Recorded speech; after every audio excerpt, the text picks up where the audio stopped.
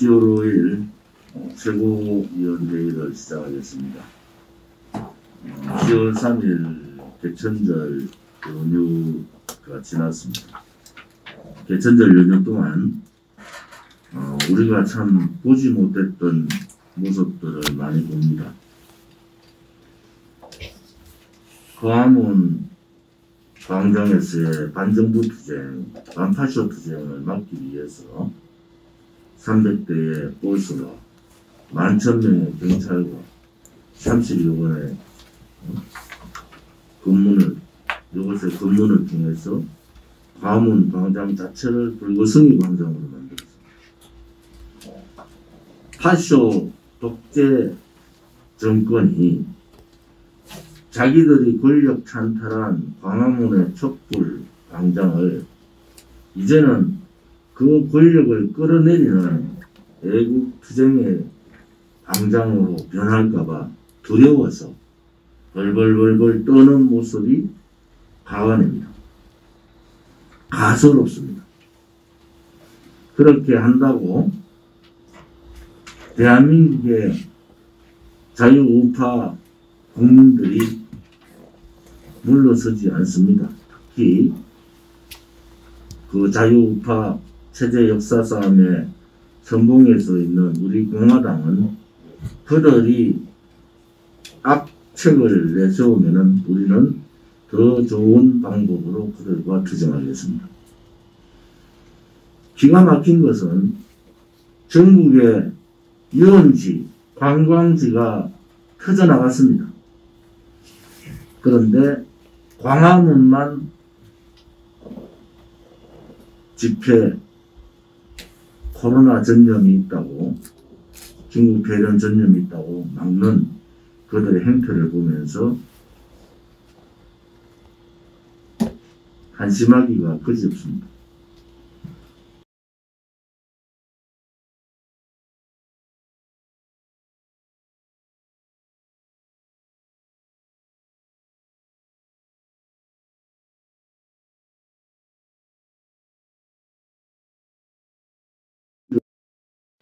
목숨 바쳤던 분들이 계신 것입니다.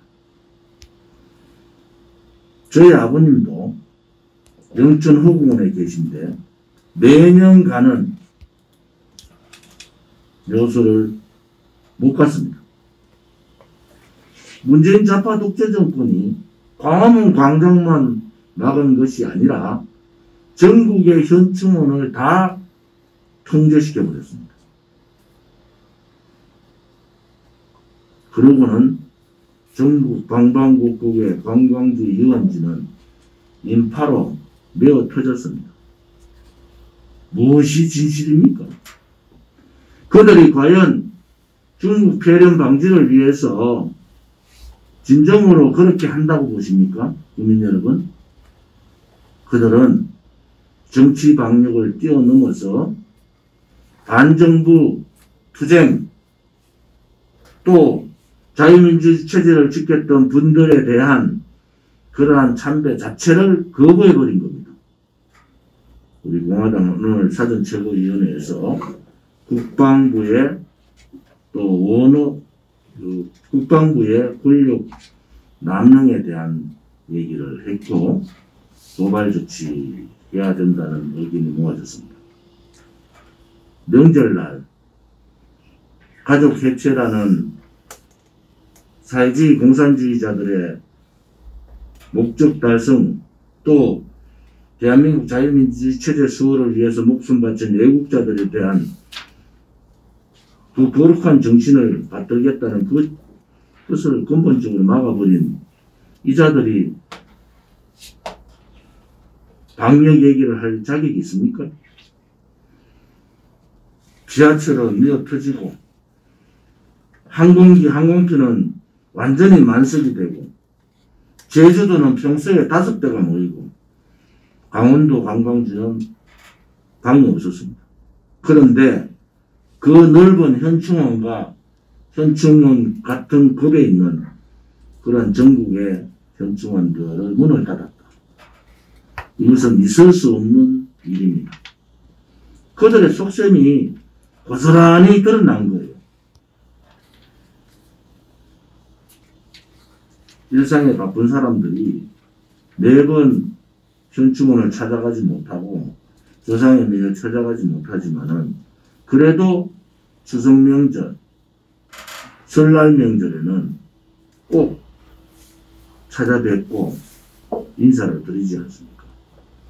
설날은 새해에 인사를 드리고 추석에는 한 해 동안 고생했던 결실에 인사를 드리는 겁니다. 정치 방역을 뛰어넘어 이것은 체제 파괴 방역입니다. 한마디로 문재인은 자유민주주의 파괴자입니다. 문재인은 자유민주주의 파괴자예요. 자유민주주의를 지키려고 했던 사람과 국민을 멀게하고 파쇼 정권과 저항하고 싸우겠다는 광화문 광장을 좌파 파쇼 광장으로 계속 유지해 가겠다라는 겁니다. 이제 국민 여러분들께서 판단할 문제입니다. 자유우파 국민들이 이러한 사항들을 보면서 침묵하는 것은 맞지 않습니다. 헌법에 보장된 국민저항권 발동을 위해서 전국에서 다들 일어납시다. 10월 9일 한글날도 우리 공화당의 투쟁은 계속됩니다. 우리 공화당은 서울을 막으면은 대전으로, 대전을 막으면은 구미로, 구미를 막으면 대구로, 대구를 막으면 울산으로, 울산을 막으면 창원으로, 창원을 막으면 부산으로 갑니다. 지금 말씀드린 6군데에 최소 4만 명의 집회 신고를 오늘 당장 해주기 바랍니다. 그들이 막으면 우리는 방법을 찾아서 투쟁을 하면 됩니다. 10월 3일 개천절 투쟁에 참여해 주신 많은 분들께 감사를 드립니다.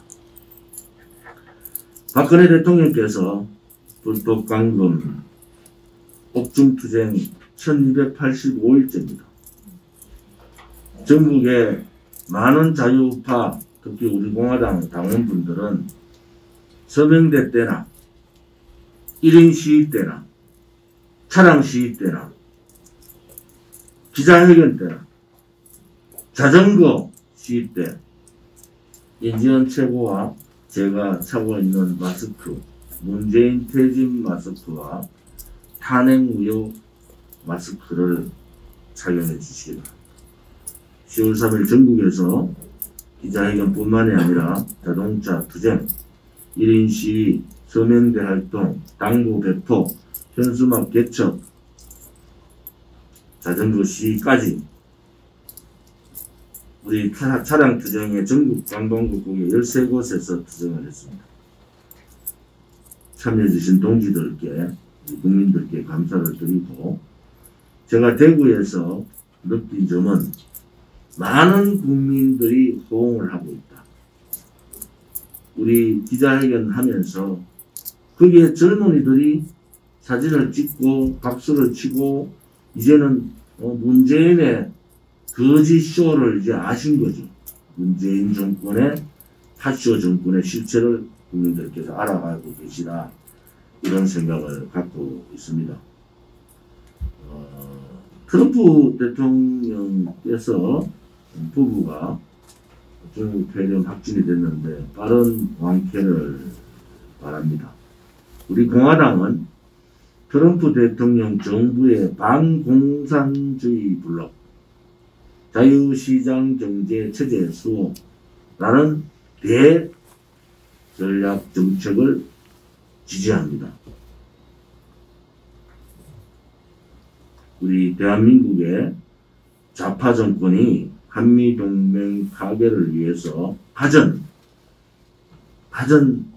미국에 대한 도발적 망언들을 하지만은 미국은 중심을 지키고 있다. 단지 이번에 폼페이오 방한 취소와 같이 그들은 행동으로 문재인 좌파 독재 정권한테 경고를 하는 겁니다. 우리 공화당은 우리 공화당과 같은 노선을 가고 있는 트럼프 대통령의 부부에 소속한 회의를 빌고 지지를 합니다. 북한 괴뢰 공산당 괴뢰 분들이 우리 국민을 살해를 했지 않습니까? 그것도 수십 발의 총탄으로 표적 사격하듯이 사격을 했습니다. 7.2 리그드라는 총을 가지고 사격을 했습니다. 그것은 엄연한 살인행위입니다. 그리고 시체에 기름을 붓고 불태우고 바다에 버렸습니다. 이것은 유엔에서 말하는 기본적인 인권을 말살한 겁니다. 전쟁 시에도 전쟁 포로한테도 이런 경우는 없습니다. 대한민국 국민을 문재인 파쇼 한 줌밖에 안 되는 저자들이 우습게 보는 거예요. 월북이라고 덤태기를 세우고 그렇게 몰고 갑니다.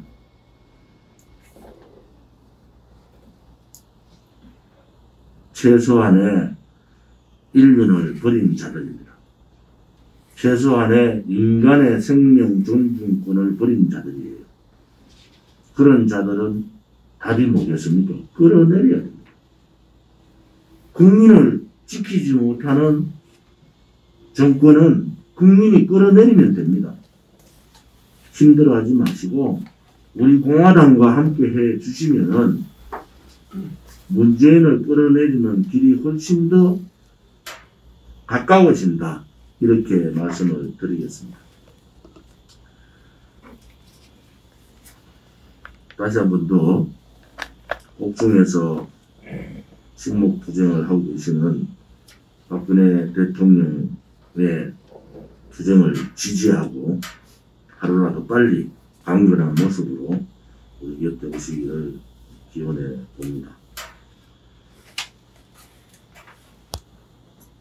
공화당의 국민의 바다로 가자는 슬로건은 그 국민 안에는 자유파 국민과 중도 성향의 국민과 좌파 국민도 포함되는 겁니다. 우리 공화당이 극우 우파 정당이 아니라는 것은 기본적인 상식을 가진 분들은 다 압니다. 좌파들은 우리를 극우로 모르고 싶죠.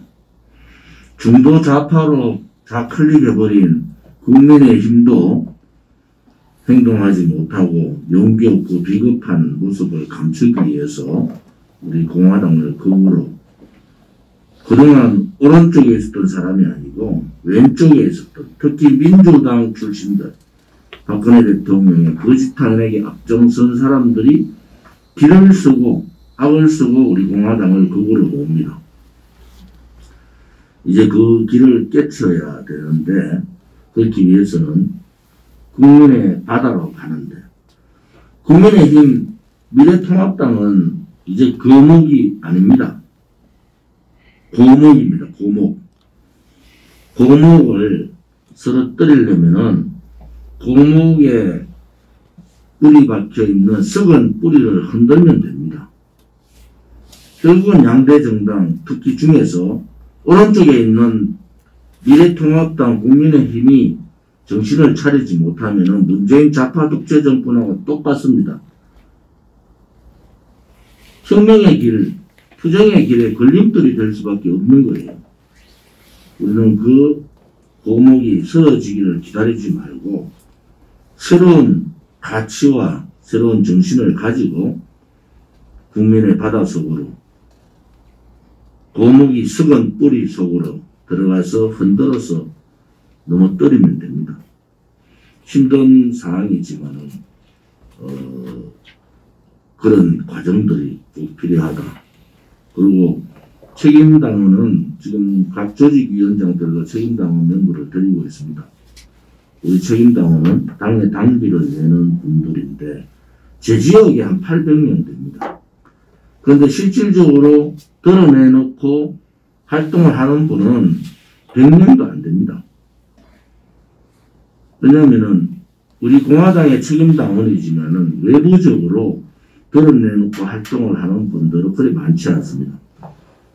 그래서 우리가 이렇게 조직위원장을 만들고 당을 세분화 조직화로 가는 이유도 이제 그 책임당원, 일반당원에 대한 관리를 좀 더 세분화시켜서 적극적으로 해보자.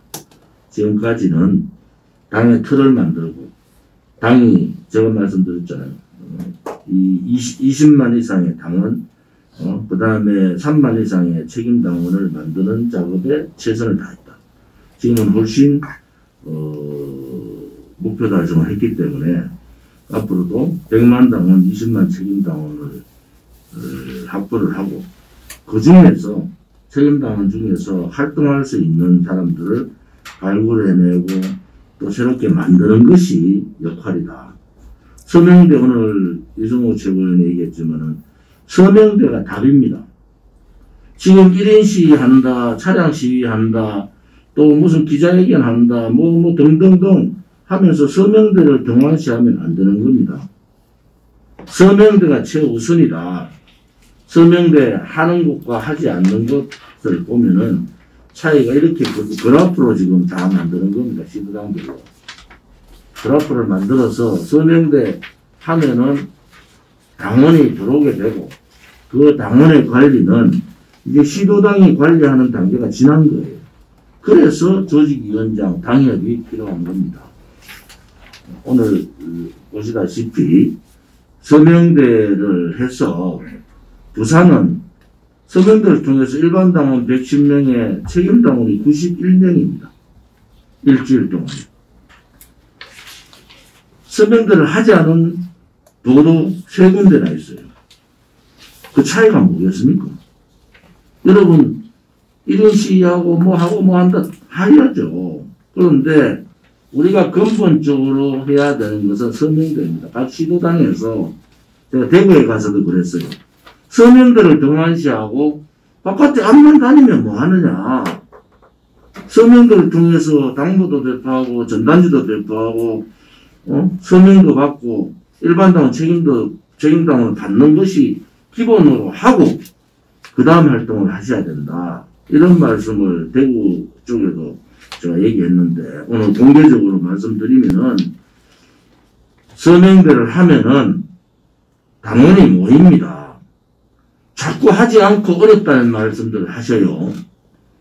부산은 대구보다 경북보다 더 어렵잖아요. 그런데도 하지 않습니까? 책임당원을 한 주에 91명, 일반 책임당원 합쳐서 200명을 모으잖아요. 안 하면은 누가 옵니까? 그래서 전국적으로 서명대는 기본으로 해야 된다. 이번에 연휴 때 보니까 차량 시하고 기자회견하고 이런 시하면 서명대 안 해요. 그것은 대단히 잘못된 거다. 그러면 우리 공화당은 확장성이 안 되는 겁니다. 새로운 당원들을 계속 모셔야 되잖아요. 지금 부산과 같이 서명대를 일주일 내내 하면은 전국이 비율로 따지면요. 1000명이 넘어가는 겁니다. 책임당원이 1000명이 넘어가는 거예요. 비율로 따지면은. 그런데 무슨 이유인가 안 하잖아요. 이제는 서명대를 기본적으로 하고 다른 투쟁도 같이 가야 된다. 이 말씀을 꼭 드리겠습니다. 부산 동지들께 다시 한 번 더 감사하다는 말씀을 드리겠습니다. 이제는 조직위원장이 아마 이달 말 되면은 150명 가까이 됩니다. 조직위원장 선임되면은 책임당원 명부를 다 드리는 이유가 이제 그분들하고 만나셔야 돼요. 한 분이 100명, 200명 만날 수 있습니다. 만나보면은 그분들의 개별 사정을 알게 돼요. 저도 뭐 지금 추석 때만 해도 메시지를 계속 보내잖아요. 근데 메시지의 효과가 얼마나 있겠느냐. 그래서 조직을 세분화하고 당협으로 가는 이유가 이제는 그 당협이 우리 공화당의 기본적인 조직의 선두가 된다는 겁니다. 그분들이 책임당원 한 분 한 분. 이제 당협이 구성되면은 일반 당원까지 다 당협으로 넘깁니다. 보안에 잘 철저히 해주시고, 왜 이 기본적인 조직을 하는가라는 데 대해서, 정당에 대해서 개념이 잘 안 되면 좀 어렵거든요. 근데 사실은 이 세분화 시키는 이유가, 지금 김태수 최고가 걱정했던 그런 부분들을 보완하기 위한 겁니다. 이제 시도당에서 어떻게 10,000명을 관리할 수 있어요? 안 되지 않습니까? 그래서 매일매일 제가 서명대 현황은 보고를 계속 받고 있거든요. 그래서 중앙당이 솔선수범해야 된다. 특히 서울, 중앙당에 있는 서울이 솔선수범해서 서명대 활동에 돌입을 해야 된다. 지금 서명대 활동 부진한 지역은 더 열심히 서명대 활동, 부산을 돈받아서 더 열심히 해주기를 바랍니다. 특히 박근혜 대통령의 보수의 정지라는 대구 경북이 서명대에 대단히 비춰주고 있다는 것은 반성할 여지가 크다. 이렇게 말씀을 좀 드리겠습니다. 경제적인 문제가 오늘 신문에 보면 국민건강보험공단 국민행복카드라는 게 있습니다. 여기에는 임신, 출산, 진료비 신청자 숫자가 나오는데 역대 최저입니다.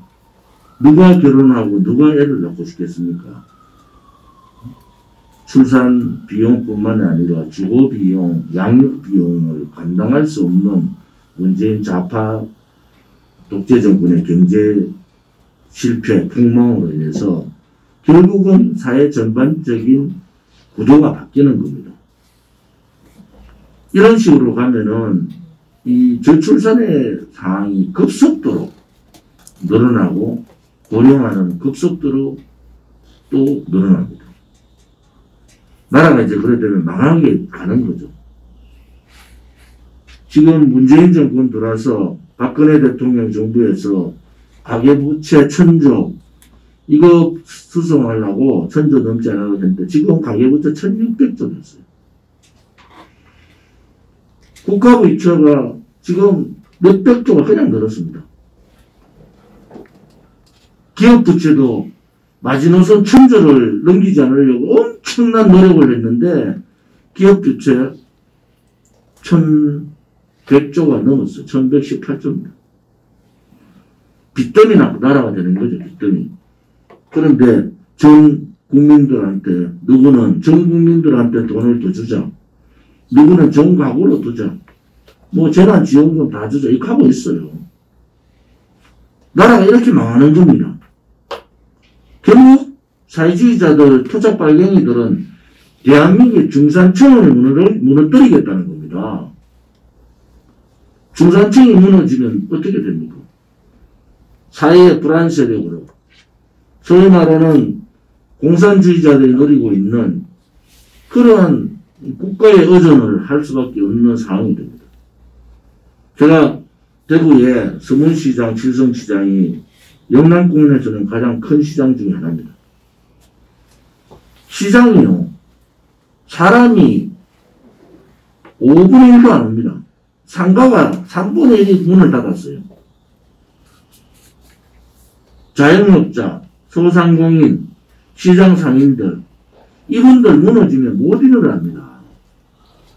이분들 삶 자체가 은행에서 빚을 대출해가지고 겨우겨우 운영을 하고 대목이라는 거 있죠. 추석 대목.